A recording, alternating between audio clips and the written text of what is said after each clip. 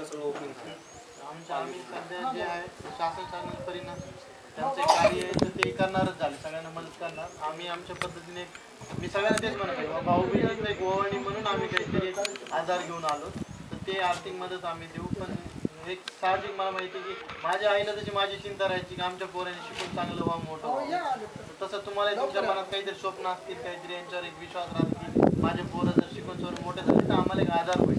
म्हातारपणाचा आधार आपल्याला पोरच असतात.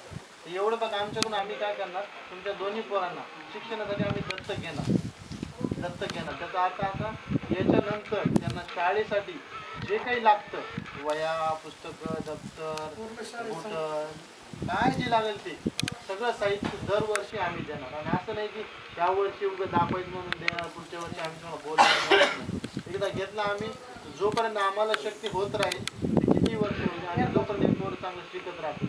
आता कितीला तो 5वीला आहे ना, आणि हा 4थीला, हे जवळपास जाऊ द्याला 10वी 12वी, त्याच्यानंतर त्यांना जर उच्च शिक्षण घ्यायला गेले, चांगलं काहीतरी डॉक्टर, इंजिनियर म्हणा, काय जे व्हायचं ते होतील. तर जिथं जिथं आम्हाला जी मदत करता येईल, जे वया पुस्तकापासून त्याच्या कधी कधी तर पुढे गेल्यावर राहण्याच्या व्यवस्था सोयी. आता आम्ही सगळे पुण्या मुंबईचे, तर कधी समजा तुमचं पोरं पुण्या मुंबईला आलं कधी नोकरीला, तर तिथे आमच्याकडनं आम्ही त्याला एक मदत करू, मार्गदर्शन करू. पुढच्या वर्षीपासून मात्र आता तुम्ही निश्चिंत हे राहायचं की पोरांचं शिक्षण होत राहील, त्याला काही तुम्हाला घरून एकही रुपया लागणार नाही. याचा आम्ही याची काळजी घेऊ की तुम्हाला घरून कधी 1 रुपया बी लागणार नाही.